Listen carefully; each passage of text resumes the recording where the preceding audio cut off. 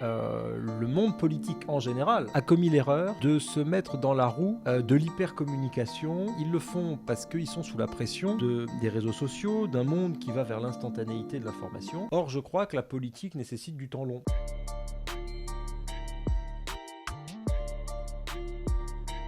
Et si le prochain président était un roi? C'est la question qu'on va se poser aujourd'hui avec Paul Melun. Bonjour. Bonjour. Merci d'être à nouveau sur Face aux Jeunes, ça fait très plaisir de vous revoir. Mais moi aussi, écoutez, j'adore venir vous voir. Je crois que je vais prendre un abonnement. Ah ben, aucun souci, on vous accueille autant que vous voulez. Donc vous êtes essayiste, donc plutôt gauche républicaine, c'est ça? En tout cas, c'est comme ça que vous vous présentez. On vous accueille pour la sortie de « Et si le prochain président était un roi », donc que vous avez coécrit avec Philippe Viguier Desplaces, qui est grand reporter au Figaro. Vous êtes le procureur de la République. En tout cas, Philippe Viguier est le procureur du roi.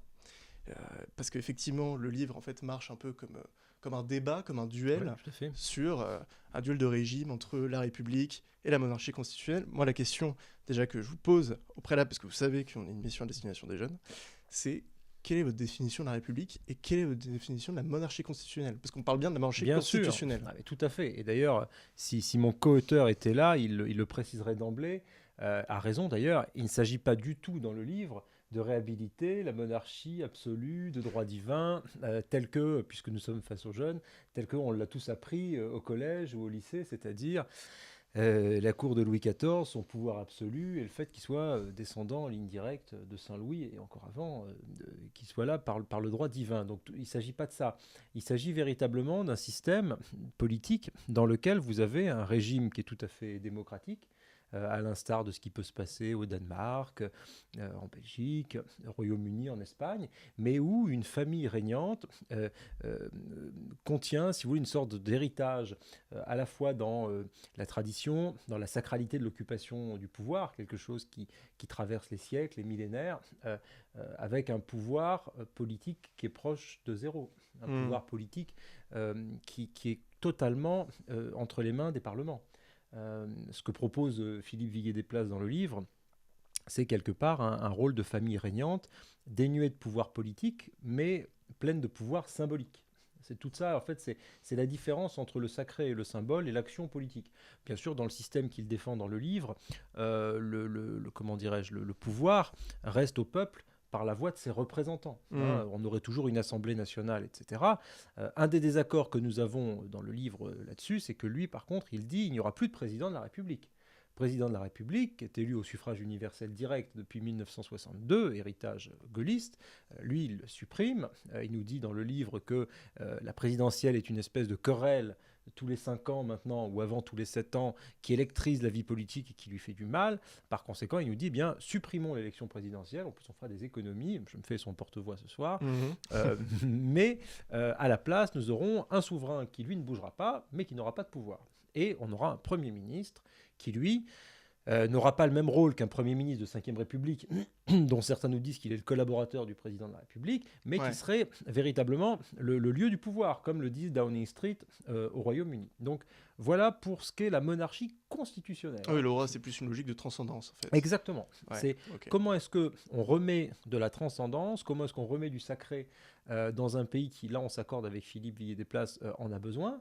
Moi, je pense que c'est dans la République, lui, il pense à la monarchie, mais dans la monarchie constitutionnelle, c'est-à-dire que notre constitution de 1958 pourrait même être réadaptée, seulement on en enlèverait le principe du président, et il y aurait cette famille qui ensuite serait là. Donc moi, ma définition de la République face à cela, c'est une définition très, très orthodoxe, très classique qu'on trouvera, res publica, le pouvoir qui revient au peuple, pas d'héritier et pas de sang bleu dans ce pays qui aurait des privilèges que seule sa naissance ou son rang lui octroierait, mais pas non plus de privilèges pour les élus, seulement une fonction à durée déterminée, un CDD donné par le peuple.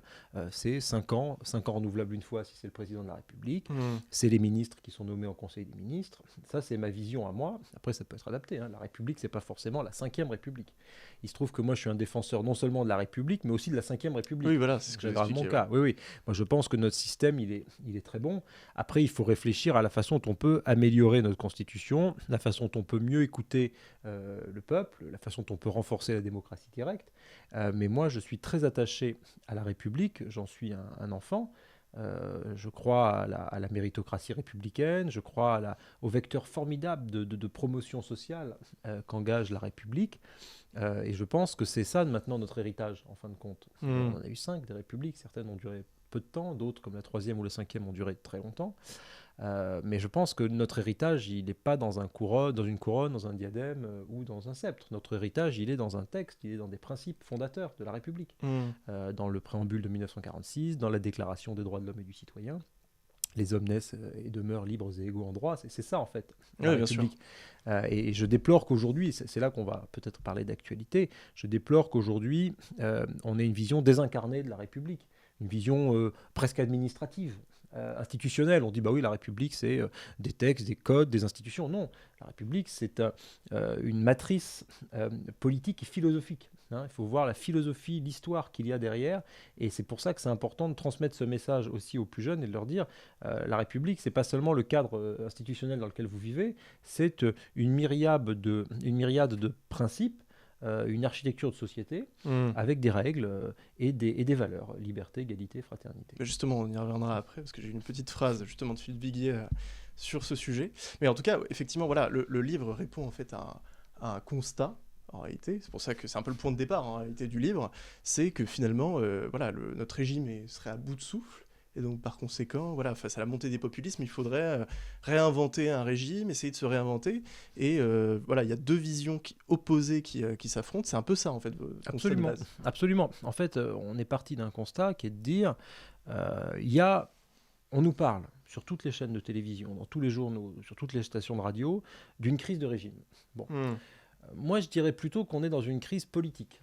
C'est une crise de la représentation, une crise de défiance vis-à-vis des élus, vis-à-vis des représentants. C'est-à-dire que les gens n'ont plus confiance en ceux qui les gouvernent.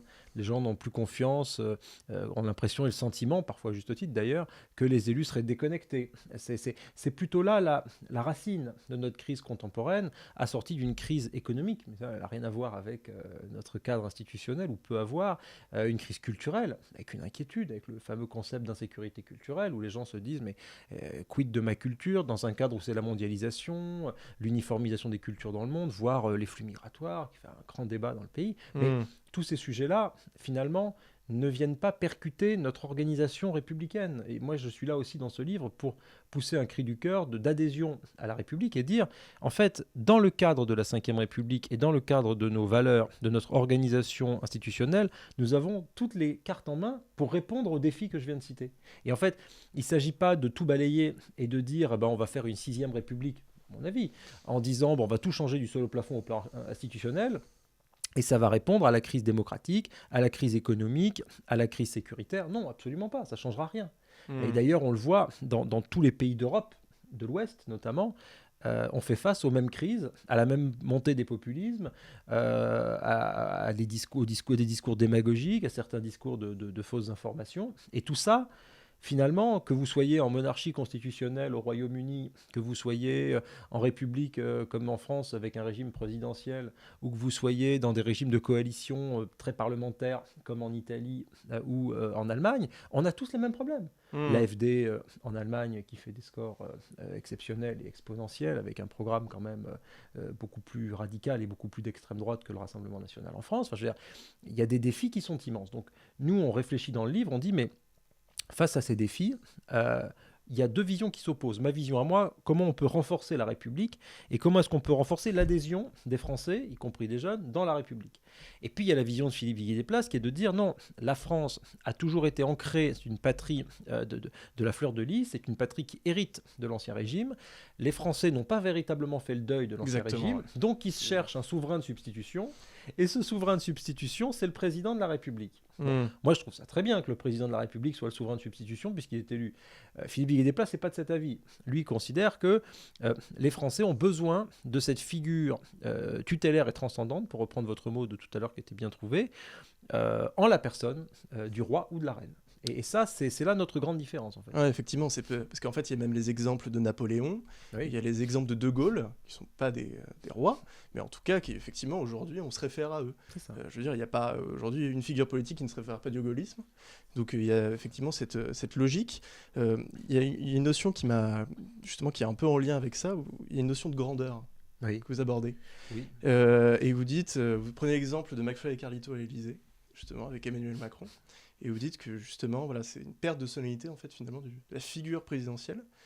Donc, est-ce que, finalement, il faudrait, finalement, représidentialiser le président ? Moi, je pense que ça commence par là. Alors, la petite pique sur McFly et Carlitos, c'est signé de Philippe Viguier-Desplaces, qui dit dans le livre, enfin, regardez, le président de la République, il se permet, je crois, il nous le dit dans le livre, Philippe, dans une de ses plaidoiries, il nous dit, le président de la République se permet de tutoyer le pape, etc. Et Philippe Viguier-Desplaces donne comme ça une série d'exemples dans lesquels il démontre que, selon lui, la figure présidentielle a perdu de sa superbe, de sa transcendance, de sa sacralité, etc. Moi, je pense de mon côté que le monde politique en général, tous les présidents, la plupart des ministres, des députés, de ce que vous voulez, en tout cas le personnel politique français, a commis l'erreur de se mettre dans la roue de l'hypercommunication, l'hyperprésidentialisation. Quasiment tous les présidents, jusqu'à peut-être Chirac, l'ont fait. Et en fait, ils le font parce qu'ils sont sous la pression des réseaux sociaux, d'un monde qui va vers l'instantanéité de l'information. Or, je crois que la politique nécessite du temps long. Je suis parfois effaré quand on reçoit un ministre de l'Intérieur. On a fait ça, par exemple, avec Bruno Retailleau. On reçoit Bruno Retailleau, ministre de l'Intérieur, puis on lui dit, au bout de 3 mois, ou 2 mois, ou 1 mois, où il est en fonction, bon, alors, quels sont vos résultats ? Qu'est-ce que vous avez fait ? C'est très long. André Malraux, par exemple, il a fait une grande politique culturelle. Il n'a pas fait, pardonnez-moi, en une semaine, on est arrivé avec 12 micros et 3 perches tendues en lui disant alors, quelle est votre politique culturelle ? En quoi vous allez révolutionner le pays ? Il faut du temps. Et ça, peut-être que c'est un des points d'accord que j'ai avec Philippe Viguier-Desplaces dans le livre, sauf que lui, il revient à sa monarchie constitutionnelle, nous disant que les seuls qui peuvent être dans cette dynamique de temps long et d'incarnation de la fonction, c'est un roi. Moi, je ne suis pas d'accord. Évidemment, De Gaulle a très bien incarné la fonction présidentielle. François Mitterrand l'a aussi très bien incarné. Et François Mitterrand était un monarque républicain dans toute sa splendeur. Je trouve qu'Emmanuel Macron s'inscrit plutôt dans cette lignée, face à un François Hollande, par exemple, qui a été plutôt président normal. Tout à fait, ouais. Et ça, c'est pas forcément ce qui lui a le plus porté chance, même si, vous voyez, ce qu'il faut respecter dans cette démarche de François Hollande, c'est qu'il était dans une logique un peu à la Scandinave, pourrait-on dire, c'est-à-dire un président qui n'utilise pas tous les artifices de la fonction, tout le cérémonial, toute la pompe, et qui dit, moi, je vais être normal, je vais pas... voilà. Et finalement... paradoxalement, là où les Français sont un peu ambivalents, c'est qu'ils décapitent symboliquement leur monarque républicain tous les 5 ans et ils lui disent de dépenser moins et ils lui disent d'avoir un train de vie plus rudimentaire, etc. Et à côté de ça, quand on leur propose un président normal, bon, pour d'autres raisons, mais ils n'en veulent plus. Et en fait, il y a cette dualité chez les Français que je ne m'explique pas, mais qui m'amuse dans le livre, entre une aspiration à la souveraineté, à la transcendance, à la sacralité de la figure du président, et en même temps une volonté de tout balayer. Et dès que vous avez une manifestation dans la rue, sociale ou quoi, vous avez le président avec la tête quasiment au bout d'une pique, ou des symboles comme si c'était la lanterne, quoi. Ça ira, les aristocrates, on les aura, pas un président, quoi. Donc on a gardé cet imaginaire révolutionnaire et d'ancien régime. Et en fait, on cohabite avec ça. Et moi, je trouve que la Ve République est une formidable hybridation, une formidable synthèse, vous parliez de Bonaparte et de De Gaulle, entre des figures qui incarnent le monarque présidentiel, des figures de transcendance, de hauteur, de grandeur. La France ne serait pas la France sans la grandeur, nous dit De Gaulle. Et en même temps, comme dirait l'autre, des élections régulières avec des outils de démocratie directe, comme le référendum, par exemple. Et moi, je crois en cette hybridation des deux. Voilà. Mais c'est marrant parce que en fait, cette question de cohabitation, finalement, dont vous parlez, Philippe Viguier, sur une interview, avait pris la monarchie espagnole avec le roi d'Espagne, etc. Et en fait, ce qu'on voyait, en fait, c'était la différence, c'était par rapport aux inondations. Oui, à Péporta. Voilà. Et en fait, on voyait la différence, c'est qu'en fait, finalement, le président, il a le pouvoir, alors que le roi, c'est beaucoup plus symbolique, exactement, en réalité, que simplement qu'un président, en fait. Donc ça explique aussi pourquoi on va essayer de taper sur le président, mais pas forcément sur le roi, quoi. Exactement. C'est-à-dire que si vous voulez, dans la monarchie espagnole, comme du reste monarchie type, l'idéal type de monarchie constitutionnelle en Europe, on pense tout de suite, en Europe continentale, pas en UE, on pense tout de suite au Royaume-Uni. C'est-à-dire que il y a une dimension, je vais me faire peut-être des ennemis en disant ça, et notamment Philippe Villiers-Desplaces, mais il y a une dimension famille royale sur papier glacé qui évidemment Paris Match plaît beaucoup aux gens. Oui, Paris Match qui est une excellente revue, mais effectivement, on va tout de suite aller chercher les dessous de l'histoire, pas de l'histoire, la grande histoire, la petite histoire, les didis, les histoires de tromperie, d'adultère, etc. Et en fait, on va feuilletonner sur ces personnages dont on va avoir l'impression qu'ils sont de notre vie. On le fait un petit peu avec les hommes politiques, il y a une pipolisation de la vie politique, mais elle est tout de même moins forte. La façon dont Felipe en Espagne ou Laetitia vont aller justement sur ces inondations, on va aussi observer leurs attitudes, leurs manières, la façon dont ils sont vêtus. C'est moins fort en République. En République, on va dire, bon, qu'est-ce que vous faites là? Donc vous êtes le président, et comme en France, on a toujours l'impression que le président peut tout, ce n'est pas complètement faux en 5e République, on va dire, bon, le président, sauvez-moi ma maison des inondations. Et le président, généralement, va prendre son téléphone, regarder, prendre le préfet par le bras, et dire « Monsieur le préfet, intervenez tout de suite, oui, président ». Et puis en 10 minutes, on a l'impression que c'est Dieu, quoi. Il va toucher la maison et puis elle va renaître de ses cendres. Ça c'est notre transcendance quelque part, je le dis avec un peu d'humour, mais c'est un peu notre transcendance républicaine à nous. C'est-à-dire que héritage gaulliste, héritage gaulo-bonapartiste, pourrait-on dire, il y a entre les mains du président de la République une idée selon laquelle il peut tout régler. Et donc on est déçu parfois parce qu'on dit il peut tout régler théoriquement, mais dans les faits il n'a rien réglé du tout, donc après on lui en veut. Et donc il y a cette espèce de détestation, d'adoration d'abord et de détestation ensuite, qui touche à peu près tous les présidents de la République. Peut-être une des seules faiblesses de notre système. C'est pour ça que moi, si je devais faire une proposition là-dessus, ce serait peut-être un septennat non renouvelable plutôt que des quinquennats où le président cherche à se faire réélire. Emmanuel Macron a réussi à se faire élire hors cohabitation, mais c'est extrêmement rare. Normalement, les présidents, ils sont éreintés à la fin de leur quinquennat. Donc on pourrait faire un septennat non renouvelable, ce qui permet en 7 ans de faire des choses, puisque la vie politique se raccourcit. Donc vous voyez, ça peut être des réglages institutionnels qui ne s'opposent en rien avec l'esprit de la 5e République, mais qui peuvent permettre effectivement de résoudre certains de ces problèmes. Mais c'est marrant parce que du coup, là, effectivement, si on parle un peu des solutions, est-ce qu'il faut plus de présidentialisme? Est-ce qu'il faut plus de parlementarisme? Là, vous dites que globalement, pourquoi pas un septennat non renouvelable? Finalement, peut-être un septennat renouvelable, ça pourrait être également une bonne idée, parce que justement, il y a cette logique qu'on peut faire de la politique sur le temps long, et puis si un président est réélu, il est réélu parce qu'il est choisi par le peuple. Il y a un peu ce débat en ce moment avec Emmanuel Macron, enfin en tout cas ce fantasme par rapport à certains qui voudraient prêter à Emmanuel Macron des ambitions pour 2027, par exemple, ou 2032. 2032. Mais voilà, donc, c'est quoi votre avis là-dessus? Quelles sont les solutions en fait pour répondre à la crise de la République finalement? Il y en a plein des solutions en fait, mais vous avez parfaitement raison. Un septennat, ça fait partie des quelques erreurs du président Chirac. Ça a été de mettre fin au septennat. Moi, je trouvais en plus que l'idée d'une cohabitation, comme il y a pu en avoir en 1986, c'est pas mal parce que ça permet, c'est un peu nos mid-term à nous en France, pour prendre un exemple américain, c'est-à-dire que le président de la République, il peut être sanctionné dans les urnes et ça peut déboucher sur une cohabitation. Ça peut être quelque chose d'intéressant qui peut redonner un souffle provisoire à une majorité qui en aurait besoin. Avec le quinquennat, on a tout mis en agenda ensemble, les législatives et les présidentielles, qui arrivent à chaque fois comme une espèce de rouleau compresseur. Et après, pendant 5 ans, on a des élections intermédiaires qui, exception faite des municipales, mobilisent moins les foules. Les gens ne vont pas se jeter sur les élections départementales, même si j'ai un plus grand respect pour les conseillers départementaux, ou les conseillers régionaux, ou les européennes, où les taux de participation sont bien inférieurs à la présidentielle. Donc la présidentielle, c'est notre grand-messe démocratique. Donc ça, je trouve que c'est très bien.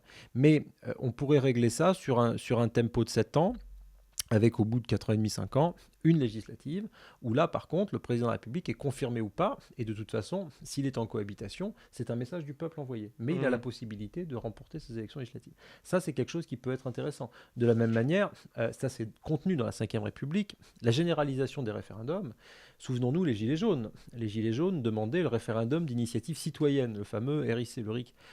Ça, c'est des doléances, qui étaient d'ailleurs dans les cahiers de doléances des Gilets jaunes, qu'il faut écouter. Moi, je crois beaucoup à la vertu du référendum. Je ne veux pas transformer la France en grande Suisse géante, mais je crois qu'il y a une aspiration à la démocratie directe parce qu'il y a une défiance dans les représentants.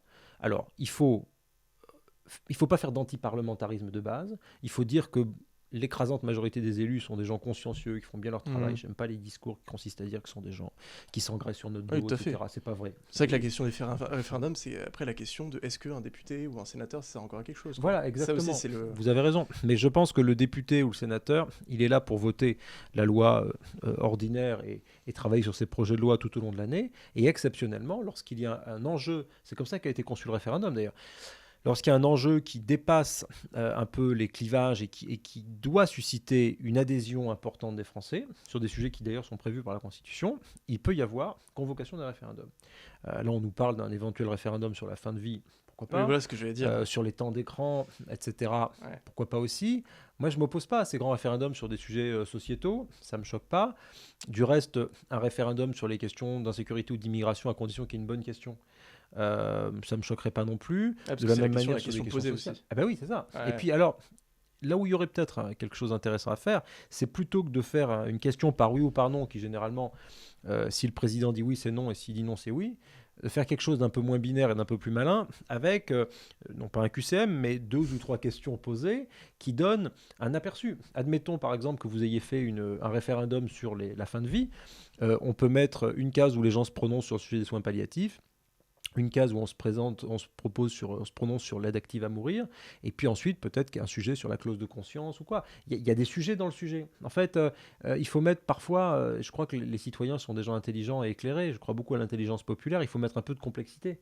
Vous savez, le dernier référendum qu'on a eu, le grand référendum de 2005 sur la Constitution, on a dit, vous allez soumettre une Constitution européenne aux Français, mais les Français, les mauvaises langues disaient, les Français n'y connaissent rien, ils ne vont pas s'intéresser, ils ne vont pas lire le texte. Eh ben, ce dont on s'aperçoit, c'est qu'à l'époque, il y a eu des monceaux d'impression de cette Constitution, que beaucoup de ménages français, moi je vois chez moi, mes parents, c'était ça, hein, pourtant je ne suis pas un descendant d'une grande famille aristocratique, mais pour autant, nous avions sur la table du salon la Constitution imprimée, et on l'avait lue, on avait regardé, on avait essayé de trouver des éléments dedans. Quand vous responsabilisez les gens, vous savez, c'est comme des jurés dans un procès. Quand vous donnez des responsabilités, ou quand le président Macron avait fait venir des gens au CESE pour se prononcer sur des sujets environnementaux, les gens, ils travaillent. Donc si vous dites aux Français, moi je suis président de la République, je suis à 20h face à vous, je vous fais confiance, vous allez pouvoir travailler pendant 6 mois sur ce sujet-là, je fais confiance à votre intelligence populaire et je mets entre vos mains le destin de votre pays, ça a quand même, pardonnez-moi l'expression, de la gueule. C'est quand même autre chose que une question par oui ou par non posée sur un coin de table. Donc je pense que des outils de démocratie directe bien pensés, pas un truc des magots, etc., des outils de démocratie directe bien pensés, c'est une mine d'or pour redonner du souffle à cette République qui subit effectivement une défiance démocratique. Alors, je vous posais une autre question du coup sur justement la question de la monarchie, qui répond un peu finalement aux solutions sur la République. C'est que finalement, est-ce que ce serait possible aujourd'hui, d'après vous, de pouvoir... Alors, en fait, ce serait quoi la transition entre les deux? Écoutez, toute la question que Philippe et moi-même, Philippe Villiers-Desplaces, moi-même, nous nous sommes posés avec ce livre, et d'ailleurs on se la pose tous les deux avec peut-être des réponses différentes, mais c'est important de se poser cette question. Quel serait le degré d'adhésion des Français à l'idée du retour d'une monarchie? D'un point de vue numérique, les royalistes en France ne sont pas nombreux. Et c'est les plus radicaux en fait. Et ce sont ceux qui sont, à mon avis, qui n'ont jamais, comment dirais-je, tourné la page et qui sont restés sur une lecture très traditionnelle. Oui, parce qu'il faut aussi le répéter, effectivement, ouais, c'est une question de régime, en tout cas la monarchie constitutionnelle. C'est pas Absolument. une question politique. Absolument, c'est une question de régime. Alors, c'est pas une question politique parce que, comme vous le dites très bien, il y a parmi les royalistes des gens de toutes les tendances. Un des seuls candidats à la présidentielle royaliste, 1974, était plutôt un homme de gauche. Vous avez des gens qui sont plutôt du centre, vous avez des gens qui sont plutôt de droite, vous avez des gens qui sont plutôt d'extrême droite. Stéphane Bern, je crois qu'il est plutôt un monarchiste de gauche. Oui, voilà, c'est quelqu'un, je ne veux pas outer politiquement notre ami Stéphane Bern. Je l'ai lu sur Wikipédia. Ah bon, d'accord. Pendant un secret d'histoire, je me suis intéressé un peu. Ah oui, c'est vrai. Secret d'histoire, c'est une excellente émission. Alors, on lui fait un peu de pub à Stéphane Bern parce que c'est un grand serviteur non seulement d'idées qui sont intéressantes pour le pays, mais aussi un grand défenseur du patrimoine. Et moi, je lui voue un immense respect pour ça, parce que c'est une cause qui lui tient à cœur et qu'il défend très bien. Et Stéphane Bern montre bien que le combat pour les questions de monarchie constitutionnelle ne se résume pas à des affreux conservateurs, etc. Stéphane Bern est plutôt un homme de progrès, c'est pas un homme de conservation. Tout à fait, ouais. Donc mon co-auteur, Philippe Villiers-Desplaces, c'est pareil, c'est pas un réactionnaire. C'est pas quelqu'un qui veut le retour à tous les écueils de l'Ancien Régime au XVIIIe siècle. Il n'est pas pour le rétablissement du servage, de la féodalité, du droit de cuissage. Hein. Donc voilà, c'est plutôt une monarchie constitutionnelle. Donc il faut aussi sortir de ces préjugés-là, même si il existe aussi dans les courants royalistes des gens qui versent très clairement à l'extrême droite. Et moi, à dessein, j'ai pas voulu faire ce livre avec quelqu'un qui appartiendra à ce courant de pensée, Oui, bien sûr. parce que je crois que là, le fossé idéologique entre cette personne et moi nous aurait difficilement permis de dialoguer. Alors que là, ce qui est intéressant avec Philippe Desplaces, c'est que on dialogue sur finalement la forme institutionnelle la meilleure, la plus préférable pour le pays. Et ça, c'est un débat qui est intéressant parce que je crois que en plus, mon co-auteur est doté d'une idée d'esprit d'intérêt général. Et ça, que ce soit un républicain de gauche qui est attiré par l'intérêt général ou un monarchiste qui défend la monarchie constitutionnelle, il y a matière à dialoguer. Et ça, je trouve que c'est important. Et plus généralement, dans une société où parfois on a tendance à cloisonner, à avoir des préjugés les uns sur les autres, montrer que finalement on peut dialoguer avec des gens avec lesquels on n'est pas d'accord, eh ben, c'est quand même intéressant. Voilà. Et moi, c'est ce que je m'attelle à faire dans mes livres et aussi dans mes interventions télévisées. Je pense que c'est une vraie vertu et ça constitue aussi un élément de démocratie. Je ne crois pas que les Français aspirent à n'avoir que des gens d'accord. Que des gens d'accord, à part en Corée du Nord, ça n'existe pas tellement. Oui, tout à fait. C'est plutôt une bonne chose d'avoir du débat et d'avoir des désaccords et de savoir aussi penser contre soi-même. Bien sûr. Mais on va faire un dernier hommage, parce que justement, il y a quelques prétendants en fait au trône de France, Ah oui. donc on va peut-être faire un dernier hommage du coup à Stéphane Bern. Du coup, le comte de Paris, le duc d'Anjou, le prince Napoléon, qu'est-ce qu'il représente en fait aujourd'hui ? Alors écoutez, oui, c'est ces trois prétendants. Alors mon ami Philippe vous répondrait bien mieux que moi. Vous avez effectivement le comte de Paris, qui lui descend de Louis-Philippe, qui a été le dernier roi de France, enfin roi des Français d'ailleurs. Il y a d'ailleurs une crise un peu chez les monarchistes français parce que Louis-Philippe est considéré par des monarchistes les plus radicaux comme étant un mauvais roi parce qu'il a été le roi des Français, parce qu'il a été ce roi bourgeois. Bourgeois, dans leur tête, c'est un gros mot. Hein.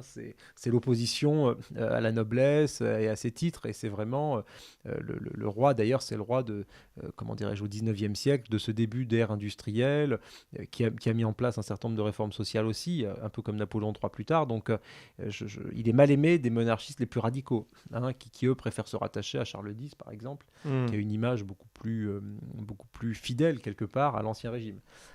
Il y a Louis XX, qui est l'espagnol, qui lui est espagnol, Louis XX des Bourbons, qui lui aussi est prétendant, mais qui, je crois, alors je ne vais pas me faire d'ennemis parmi les monarchistes, ce sont des querelles auxquelles moi je ne rentre même pas, mais qui est lui aussi prétendant et qui, lui aussi descendant vraisemblablement de Saint-Louis et du Capet, donc véritablement il aurait toutes les qualités de sang bleu pour pouvoir prétendre au trône. Et puis on a décidé effectivement de mettre un troisième prétendant qui est un peu l'outsider, qui serait le prince Napoléon, puisque, alors là, on est plutôt dans l'Empire, évidemment, mais tout de même, au 19e siècle, que ce soit Napoléon Ier ou même Napoléon III, dont d'ailleurs on pourrait réhabiliter l'héritage, parce qu'il y a des choses intéressantes dans Napoléon III, véritablement ont marqué le 19e siècle.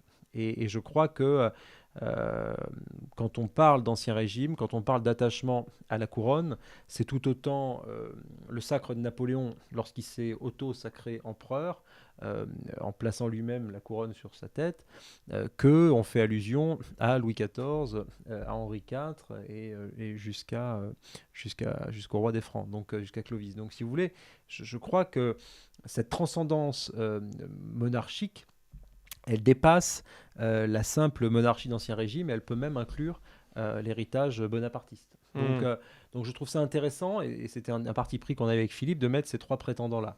Voilà. Alors après, moi, j'ai aucun prétendant. Moi, mon seul prétendant, c'est l'élection au suffrage universel direct. Eh bien, c'est dommage, parce que vous avez anticipé ma prochaine question. Donc, on a parlé des prétendants au trône de France, mais quels seraient les prétendants au trône de l'Élysée ?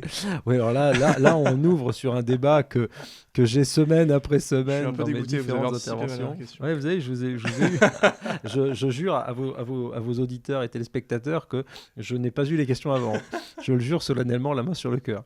Mais non, ouais, écoutez, des prétendants, il y en a plein. Et puis, je crois que la course à la présidentielle est un vecteur d'énergie politique pour la plupart des dirigeants de ce pays, y compris de l'opposition, et que c'est finalement le grand carburant dans la machine. toute personne qui dirige aujourd'hui un parti politique, un état-major politique, ne peut pas, les yeux dans les yeux, comme dirait Cahuzac, vous dire non, je ne pense pas à la présidentielle en me rasant si c'est un homme, ou en me coiffant peut-être si c'est une femme. Tout le monde pense à la présidentielle. Donc il y a évidemment beaucoup de prétendants. Nous assistons à une tripartition du paysage politique avec une gauche qui est aujourd'hui soudée quand même s'il y a des divisions, autour d'une figure plus radicale qu'elle ne l'a été sous François Hollande, notamment avec la personnalité omniprésente de Jean-Luc Mélenchon.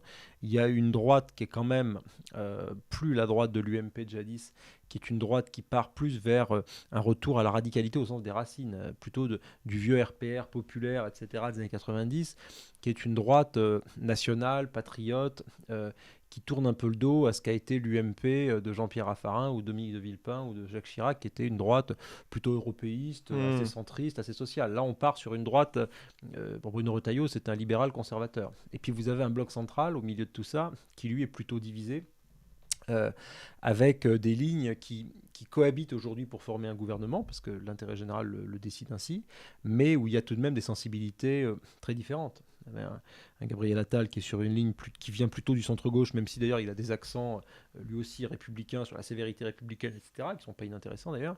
Et puis vous avez un Édouard Philippe qui lui vient plutôt du centre-droit et qui serait peut-être plutôt l'héritier de l'UMP dont je parlais tout à l'heure pour les plus anciens, c'est-à-dire l'ancêtre des républicains.